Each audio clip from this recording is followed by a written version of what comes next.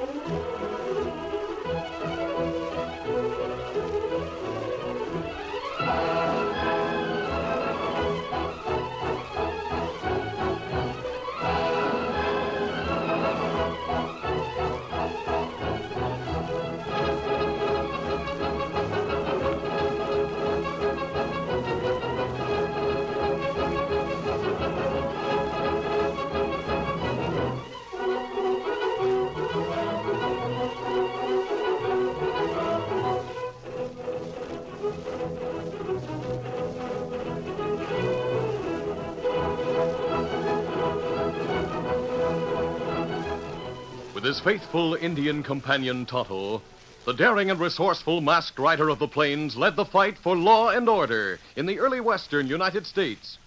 Nowhere in the pages of history can one find a greater champion of justice. Return with us now to those thrilling days of yesteryear. From out of the past come the thundering hoofbeats of the great horse Silver. The Lone Ranger rides again. Come on, Silver. Let's go, big fellow. Hi-yo, Silver! Away!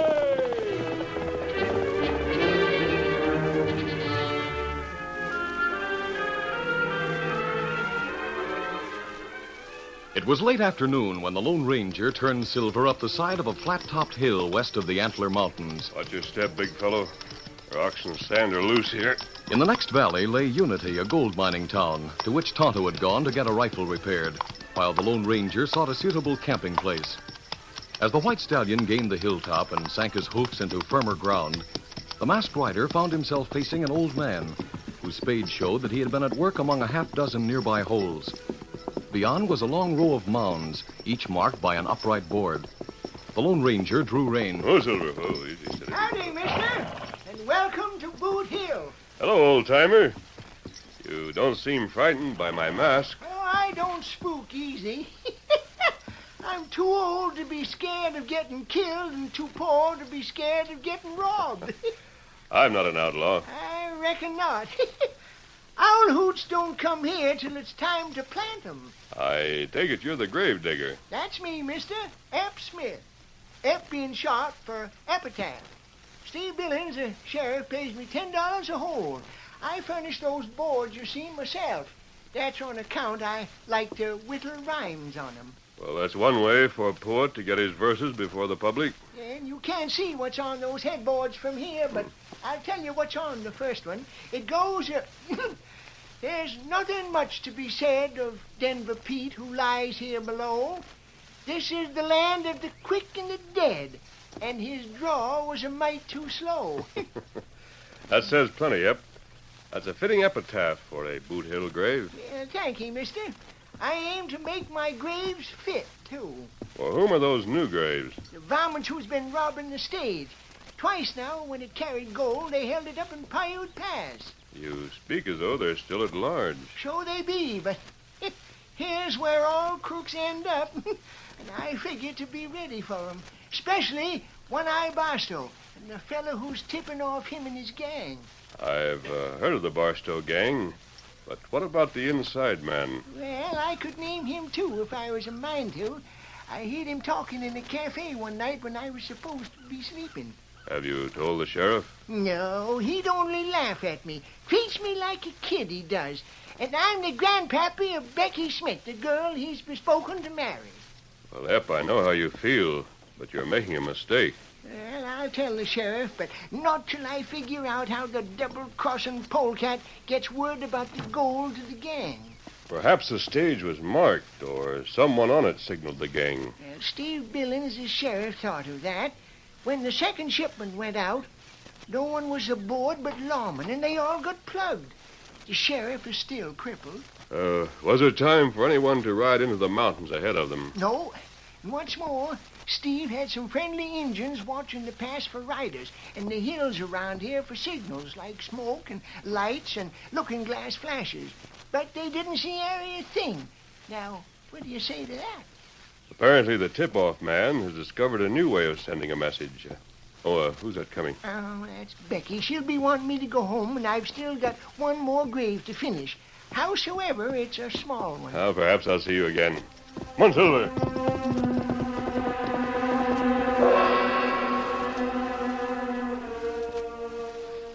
A few hours later, all was silent on top of Boot Hill.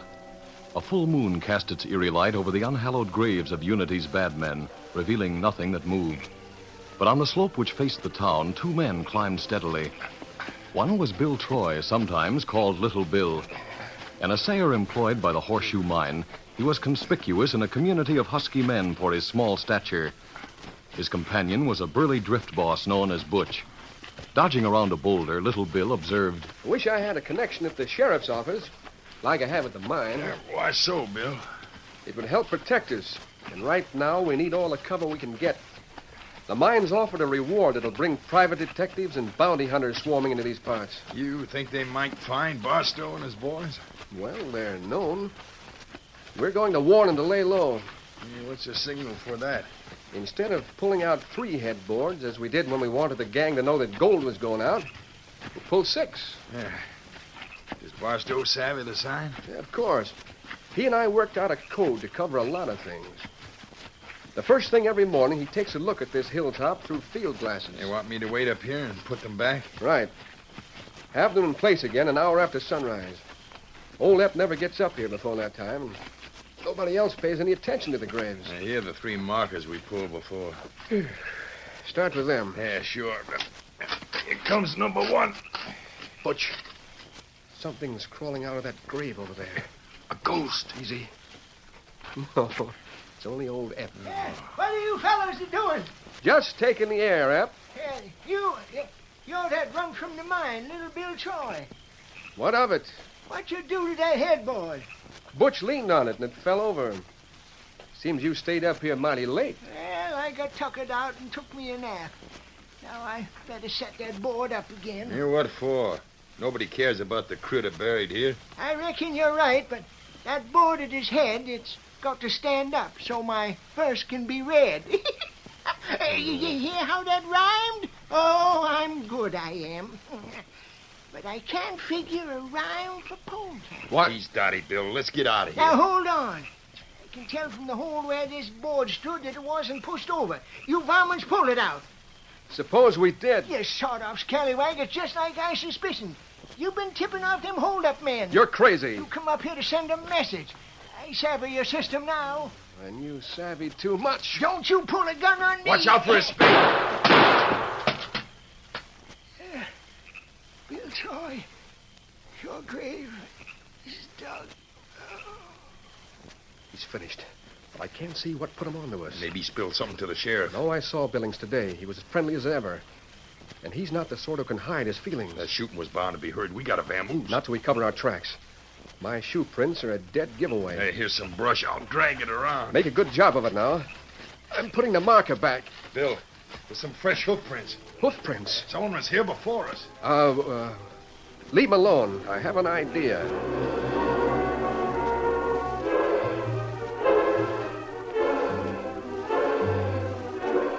The killers were back in Unity when, as they had anticipated, a citizen traced the shots to Boot Hill and discovered Ep's body. Joining a rush to the scene, the killers made sure that the hoof prints came to everyone's attention and remained there. A lantern appeared, and with its aid, Little Bill made a show of using his science to read sign, taking measurements where the prints were well defined, drawing sketches and examining scratched stones.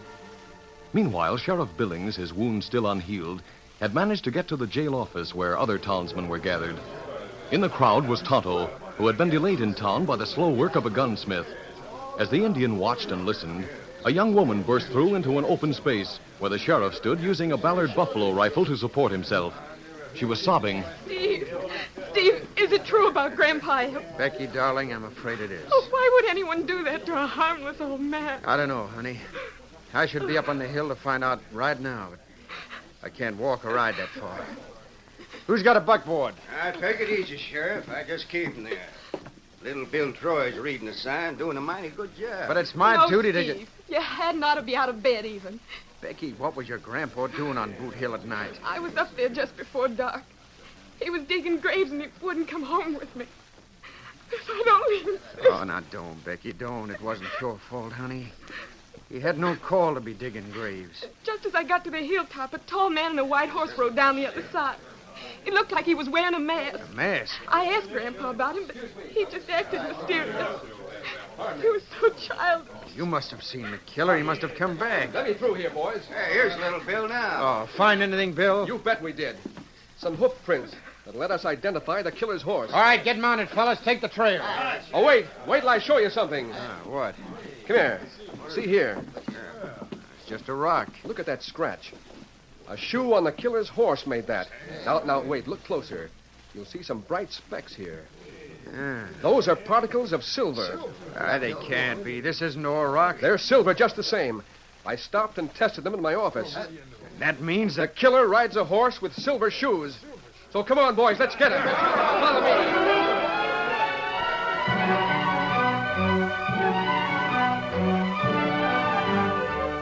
As the posse swarmed out of the jail and mounted, Tonto raced from the town. Knowing that the Lone Ranger would camp close to water if possible, he followed a creek, cut his trail, and soon found him. Hurriedly, he told of the murder and explained the danger. The masked man, who had been saddling Silver as he listened, jerked a girth tight, then said, With a disguise on my face, I can remove my mask if I need to. Here, hold my mask, Tonto. Maybe you better pull Silver shoes. No, he couldn't travel without them in this country. You leave clear trail. Easy to follow in moonlight. Oh, storm's coming up. The moon will soon be clouded over. Yeah, that will do. The mask, Tonto. Thanks. What we do now? You're not suspected, so we'll separate and try to meet in town. What's he coming now? You head for that woods. I'll draw them off. Easy, big fella. Easy, Scout, easy, fella. Come on, Silver! Come on, Scout! As the Lone Ranger and Tonto parted, the moon disappeared behind a thunderhead. Through a trick of fading light and gathering shadows, the great white stallion and his masked rider vanished, instead of diverting the posse's attention from Tonto and Scout. Faster, Scout, faster! Who remained for a moment clearly visible. There he goes. Plug him. Get him up, Scout. Them fellers, plenty close. He's heading for that timber. Get him up, Scout. We soon be safe. As Scout crashed into the underbrush, fringing the timber, the horse swerved under a tree with low-hanging branches, which were all but obscured in the deeper darkness of the woods. A limb caught the side of the Indian's head with a stunning impact. Hurled from his saddle, he fell at the foot of the tree. Seconds later, the posse men were upon him. All right, we got him, boys. Take a look at him, Butch. Yeah, sure. Steady, boy. Yeah, it's an Indian. What? An Indian? He's dead? Yeah, just knocked out. Likely by a limb. There's his horse. Here, boy. Steady, boy. Hey, what are we going to do with the rich kid? Stretch his neck, of course. I got a rope, and this tree is right handy. And hoist him on his cayuse.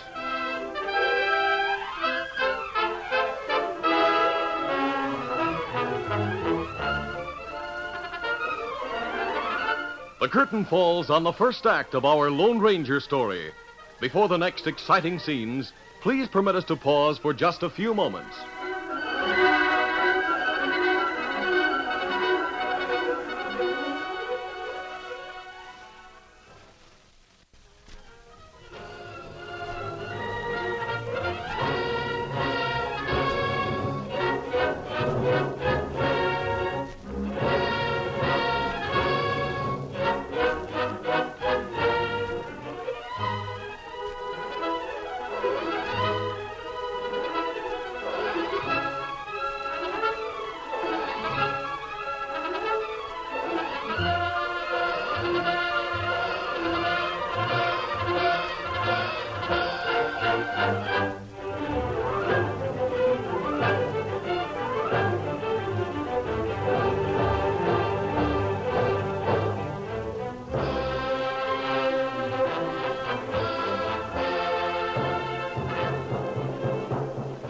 Now, to continue our story. Epitaph Smith, the aged caretaker of Boot Hill, had been murdered after telling the Lone Ranger about a mysterious gang of stage robbers. The masked man was suspected of the crime. Tonto warned him of his danger, and the two separated.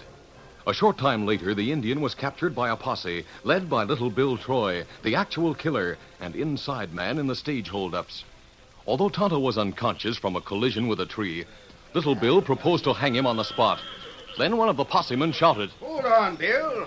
The Injun's horse isn't shod with silver. Well, either you gave us a wrong steer, we got the wrong man. Yeah. Oh, wait, this Indian must be a confederate of the man with a silver-shod horse. Likely the two camped together and the other didn't give us a slip. Well, maybe so.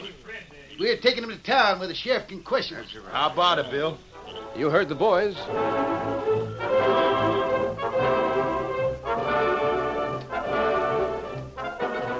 Early the next morning, the Lone Ranger, unaware of Tonto's capture, dismounted in a thicket on the western edge of Unity. After making sure of his disguise by looking in the bottom of a tin cup, he pocketed his mask together with a spare horseshoe. To Silver, he gave a farewell pat. Stay here, big fellow. Don't show yourself. Then, making his way to Main Street, he joined the crowd in one open business place, a restaurant. Most of the men at the counter and tables had ridden in the posse, but none gave him more than a weary glance, seeing only a dark-skinned, dusty stranger. Little Bill, perched on a stool too tall for his legs, was saying, Butch, we might as well have swung that Indian. He'll never come to. And not unless the sheriff finds the sawbones for him. He won't. The town doctor's 50 miles away on a call. The mine doctor won't leave his job to treat a redskin. You know, I thought he was playing possum. So did I. Till I stuck a blanket pin into his hide. He never even budged. Yeah, when's the posse going out again? As soon as we eat and get some fresh horses. We'll go back where we flushed the Indian and see if there are two trails. Hey, you, stand at the end of the counter. You want anything? No, senor. Gracias, Milga.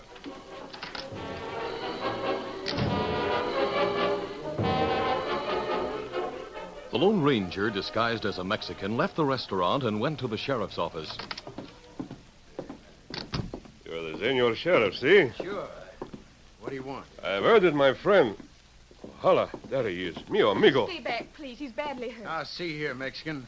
What do you know about that redskin? Oh, yes, tonto. Bueno amigo. Bueno indio. A good Indian, you say? Si. You know, before I believe that, you've got to do some explaining. Oh, most gladly, senor. Tonto and I look for outlaws. Hunting bandidos is with us what you call a business.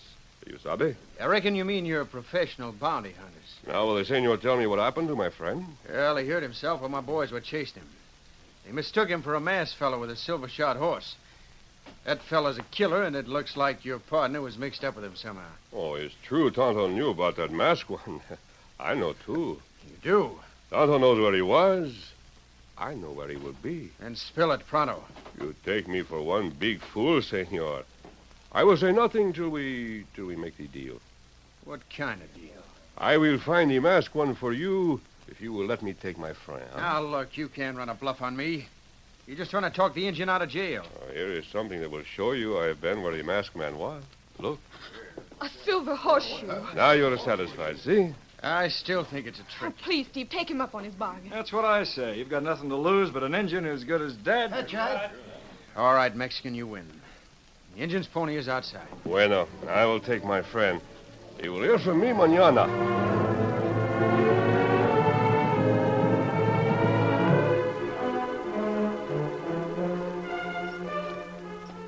As the Lone Ranger left town, walking at Scout's side with Tonto draped over the saddle, the Indian suddenly opened his eyes and turned his head. Kimasabi, me all right. Tonto, I thought... Me all over bumpin' head. Me play possum. Ever since Little Bill try hang me. It was a thing to do, but you even fooled me. Wait, don't move. What's matter? Sheriff is having us shadowed. Oh.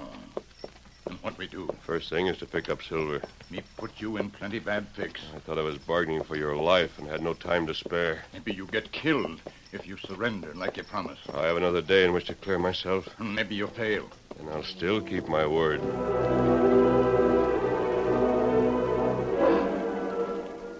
A few minutes later, the Lone Ranger and Tonto were again in the saddle and riding hard.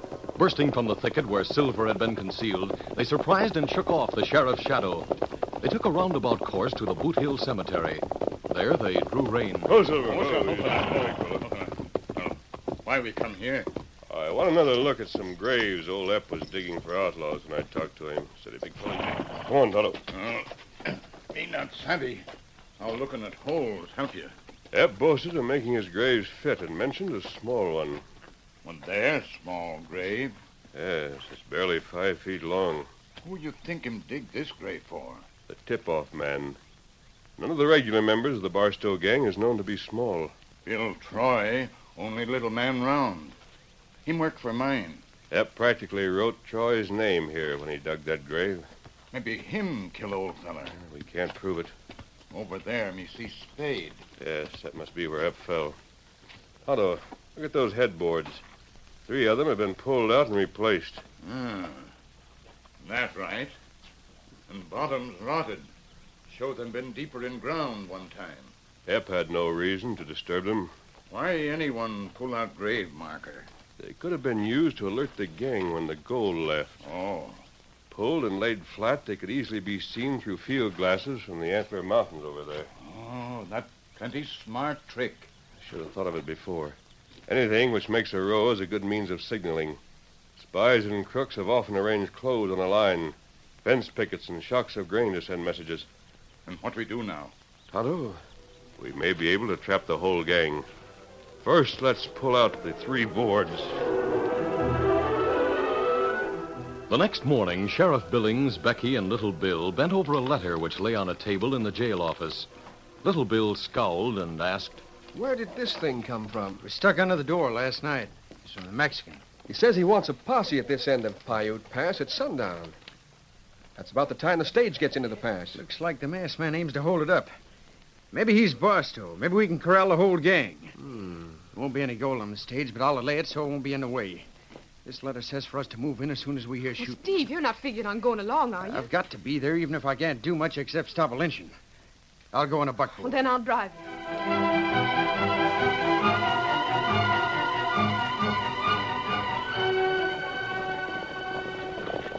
As the sun dropped behind the peaks of the Antlers, the posse reached the mouth of the pass and drew rein. Hold on. Little Bill and Butch, who had been riding a short distance apart from the other horsemen and buckboard which carried Becky and the disabled sheriff, brought field glasses into play.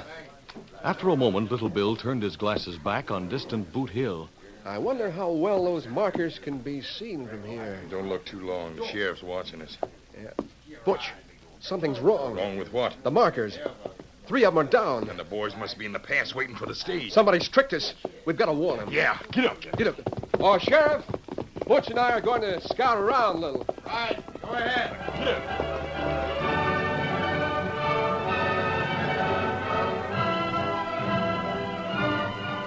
Meanwhile, the Lone Ranger and Tonto had posted themselves in a sheltered position well up the pass. The Indian's face, usually expressionless, bore an anxious look. He was saying, Kimasabi, look like outlaws not show up. We'll wait a while longer. Then I'll call in the posse and give myself up. Wait, listen. Them come now. Feller in lead. Got eye out. That's Barstow. Maybe we can hear what he's saying. I tell you, it was a regular sign. 3 boards down. Yeah, it don't make sense for the mine to be sending out another shipment so soon. Must be a trick. Every little bill is flat. Yeah, we'll dismount and take to the rocks. Don't look right, we'll lay off. All right. Crooks stopping now. Yes, they're hiding their horses. One man's staying with them. And what we do? Stampede the horses.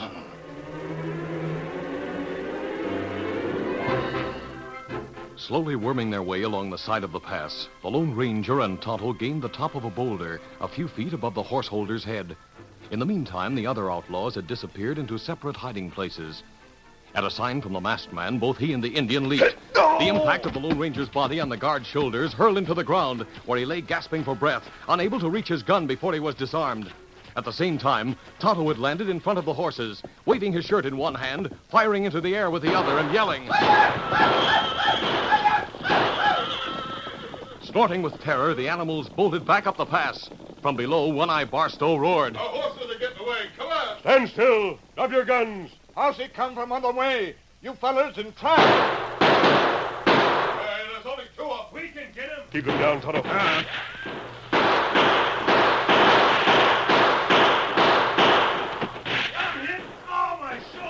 Outnumbered 4-1, the Lone Ranger and Tonto were unable to prevent two of the desperados from reaching a pile of rocks above them. The maneuver exposed them to direct fire. Still, the posse did not appear. We get plenty bad here. Yes, we'll have to fall back. Then from down the pass came the clatter of hoofs. Holding his own fire for a moment, the masked man shouted to the outlaw leader. Barstow, the posse's coming. Give up while you can. That little Bill, partner. One Eye! Where are you? Here, you double-crossers. Get the boys.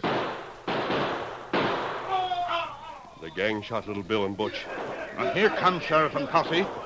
Barstow, this is your last chance. We give up. As Tonto marched out the horse holder and the other outlaws emerged from the rocks covered by the Lone Ranger's guns, the possemen pulled up with the sheriff's buckboard in their midst.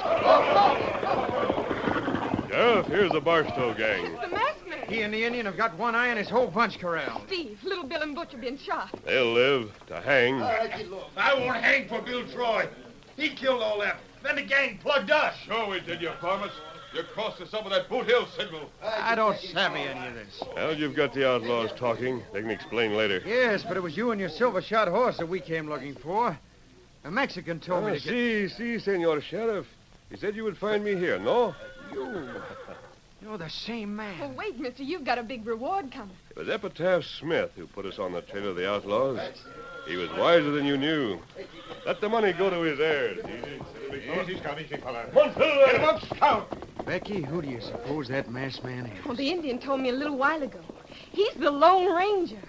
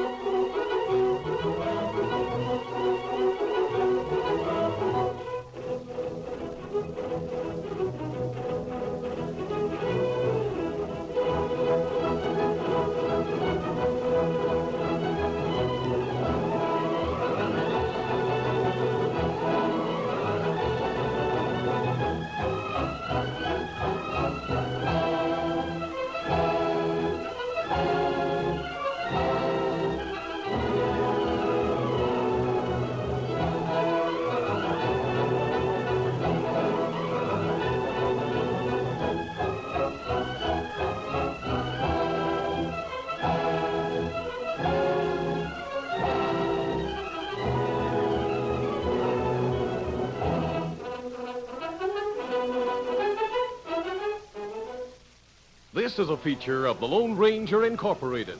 Created and produced by George W. Trendle, directed by Charles D. Livingston, and edited by Fran Stryker. The part of the Lone Ranger is played by Brace Beamer.